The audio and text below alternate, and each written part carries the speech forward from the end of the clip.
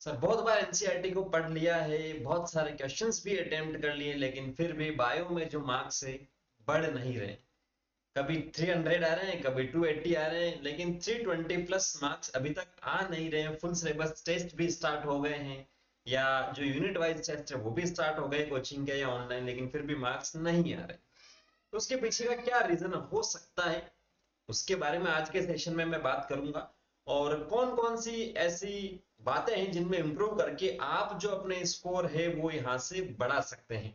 ठीक है, so start अपन करते हैं। अगर आपके मार्क्स कम आ रहे हैं तो ये वीडियो आपके लिए, और अगर ज्यादा आ रहे हैं तो देखने की आपको वैसे ही जरूरत नहीं है। सो मार्क्स अगर कम आ रहे हैं तो उसके लिए आपको करना क्या है। सबसे फर्स्ट, अब पढ़ भी रहे हैं सर, 8 घंटे पढ़ रहे हैं, 10 घंटे पढ़ रहे हैं, बायो को दिन में 3 घंटे का टाइम दे रहे हैं, लेकिन फिर भी नहीं हो रहा है। तो सबसे फर्स्ट आपको क्या करना है कि बहुत बार स्टूडेंट क्या गलती करते हैं, बहुत बार स्टूडेंट ये गलती करते हैं कि जो सिलेबस है उसको उठाते हैं, फर्स्ट चैप्टर से लग जाते हैं, बोले 1 तारीख से पढ़ूंगा, मंडे से पढ़ूंगा, कल से पक्का पढ़ूंगा, तो पहले चैप्टर से स्टार्ट वापस से कर देते हैं।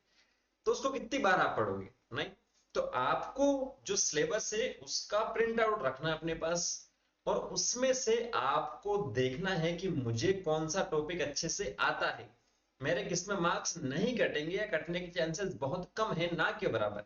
तो आपको क्या करना है, अपना जो सिलेबस है उसको डिवाइड यहां से करना है, जो आपको आता है, ठीक है, जिसमें आप कॉन्फिडेंट है कि इसमें से कोई भी क्वेश्चन, किसी भी टाइप का जो क्वेश्चन होगा वो गलत नहीं होगा, इस टाइप से आपको डिवाइड करना है कि ऐसे टॉपिक्स जिसमें आप कॉन्फिडेंट हैं, ठीक है, कि यहां से मेरे मार्क्स नहीं कटेंगे, और ऐसा जिसमें जिसके अंदर आप कॉन्फिडेंट नहीं है कि यार ये मुझे नहीं आता या कम आता है। बहुत बार ऐसा होता है कि पूरे सिलेबस को आपने पढ़ लिया है, पूरे सिलेबस को, लेकिन फिर भी हर एक स्टूडेंट का मैंने देखा है, हर एक स्टूडेंट का कोई ना कोई वीक पॉइंट रहता है। किसी का हो सकता है कि प्लांट फिजियोलॉजी में किसी को दिक्कत हो, किसी का हो सकता है कि ह्यूमन फिजियोलॉजी में हो, किसी को हो सकता है कि जेनेटिक्स में हो, इकोलॉजी में हो।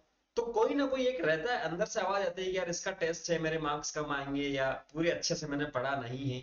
तो कोई ना कोई टॉपिक मिलेगा ही मिलेगा आपको। तो उस सिलेबस में जो आपने प्रिंट आउट रखा, उस सिलेबस में आपको मार्क्स करना है कि ये मुझे बहुत अच्छे से आता है। जैसे मान लो छोटे छोटे चैप्टर से सेल साइकिल हो चुका है, रेस्पिरेशन हो चुका है, ह्यूमन रेस्पिरेशन हुआ, या 12th क्लास में इकोलॉजी के चैप्टर हुआ, माइक्रोब्स इन ह्यूमन वेलफेयर हुआ, ठीक है, मानव कल्याण में सूक्ष्म जीव, छोटे छोटे चैप्टर, इनको आप फटाफट से कर सकते हैं, इनमें से एक भी मार्क्स आपका नहीं घटेगा, एनसीईआरटी को आप अच्छे से पढ़ लेते हो।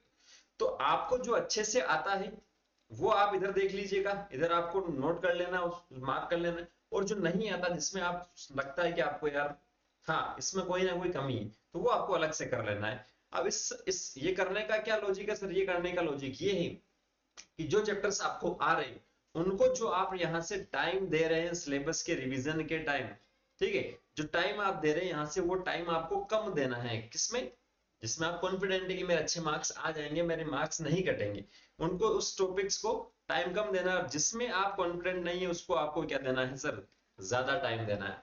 फिर से कह रहा हूं कि फर्स्ट चैप्टर से स्टार्ट करके नहीं बैठना आपको। अगर आप बैठते हैं तो ये बहुत बड़ी भूल है आपकी, या दिक्कत वो करेगा। सिलेबस अभी से ही आप ले लीजिएगा तो काम आपका बहुत आसानियां से होगा। प्रॉपर रिवीजन में आप कम से कम एटलीस्ट 3 टाइम आप रिवीजन कर लेंगे, जो बाकी बचा हुआ समय है उसके अंदर, अगर इस टाइप से आप करेंगे तो। नहीं तो फिर पढ़ तो सारे इन्हें सेलेक्ट नहीं हो पाएंगे। अब जो आपने सिलेबस को डिवाइड किया, उसके बाद में बायो के अंदर आपको करना है क्या दोस्तों, बायो के अंदर केवल एनसीईआरटी को फोकस करना। अब ना कोई कोचिंग, ना कोई मॉड्यूल, ना कोई नोट्स, ना कोई एक्स्ट्रा। अब केवल आपको एनसीईआरटी पर ही फोकस करना है। एनसीईआरटी बेस्ड आपके पास नोट्स है तो वो देख लीजिए, लेकिन एनसीईआरटी में भी आपके टर्म्स एंड कंडीशन क्या है। एनसीईआरटी में अगर नोट्स में आपके कोई डायग्राम है तो नोट्स का डायग्राम नहीं देखना, आपको जो डायग्राम है वो कहाँ का देखना है, एनसीईआरटी का देखना, एज इट इज छपेगा। हो सकता है नोट्स में ऊपर नीचे कुछ कर रखा हो, डायग्राम जो एनसीईआरटी का ही छपेगा 100%। ठीक है, तो डायग्राम जो एनसीईआरटी का आपको देखने, एनसीईआरटी के आपके जो टेबल्स है वो आपको यहां से देखना है। किसी भी टाइप की अगर टेबल्स आपको दे रखी है तो वो एनसीईआरटी की देखनी है, नोट्स की नहीं देखनी है आपको। ठीक है, जैसे फिल इन द ब्लैंक्स पूछा जाता है बहुत बार, स्टेटमेंट के क्वेश्चंस पूछे जाते हैं बहुत बार, तो उसमें गलतियां होने के चांस ज्यादा रहते हैं। क्यों, क्योंकि एनसीईआरटी अपन ने सही से पढ़ी नहीं, एनसीईआरटी की एक एक चीज अपन ने देखी नहीं। तो एनसीईआरटी को बहुत अच्छे से, एनसीईआरटी की थ्योरी को बहुत अच्छे से आपको पढ़ने की जरूरत है। बहुत अच्छे से का मतलब बहुत बहुत बहुत ज्यादा, बहुत डीप में।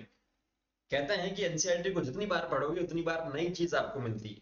ठीक है, तो अभी आपके पास 2 से 3 बार आपको बहुत अच्छे से पढ़ लेना, काम आसान हो जाएगा। एनसीईआरटी पढ़ने के तुरंत बाद आप क्या करेंगे, chapter wise previous year questions, last 5 year के क्वेश्चन आप लोग सोल्व कर लीजिएगा। कितने? लास्ट 5 ईयर्स, इससे ज्यादा नहीं करने।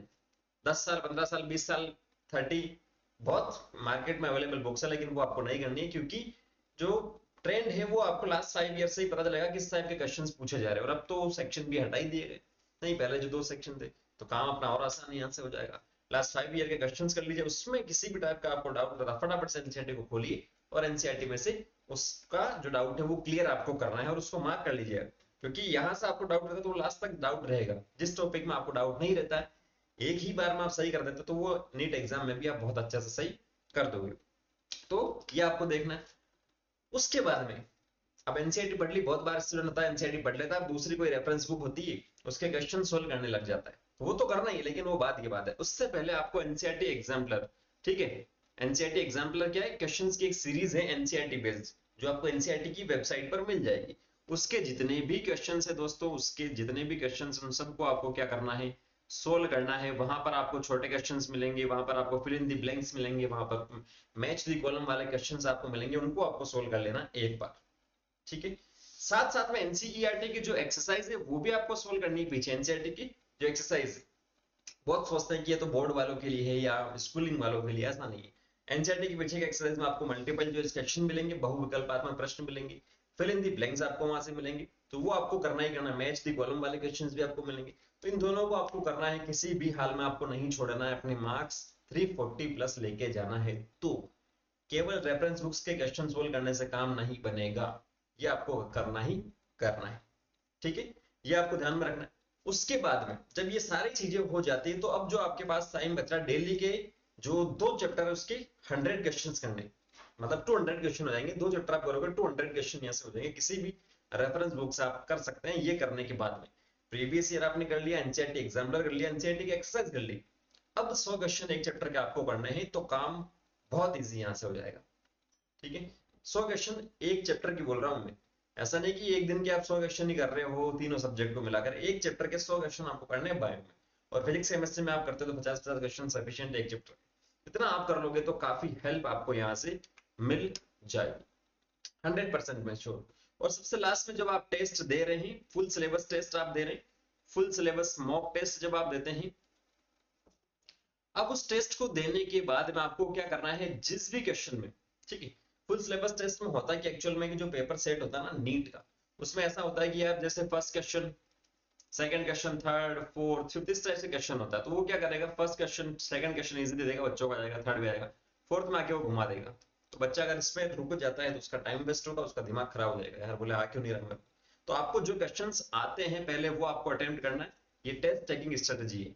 जो क्वेश्चंस आते हैं, भले ही आपको 4, 5, 6, 7, 8, 9 कंटिन्यू 5 क्वेश्चन नहीं आ रहे, छोड़ दो, जो आ रहे हैं वो आपको करना है फुल सिलेबस में। उसके बाद में जो टाइम बचेगा देखिएगा क्वेश्चंस को, और सबसे लास्ट में अभी आपको कम से कम 7 to 8 full syllabus test attempt करने हैं बाकी बचे हुए टाइम में। तो 7 to 8 में मान लीजिए 7 to 8 जो टेस्ट हो रहे हैं, एक टेस्ट में आपके एक टेस्ट में आपके 10 क्वेश्चन जो थे, या तो उस 10 क्वेश्चन में 5 जैसे मान लीजिए गलत थे और 5 आपको आए नहीं, तो इसका मतलब गलत थे, इसका मतलब क्या था कि पढ़ा तो है लेकिन अच्छे से नहीं पढ़ा, इसीलिए वो गलत हुआ, आपने अटेम्प्ट किया उसको।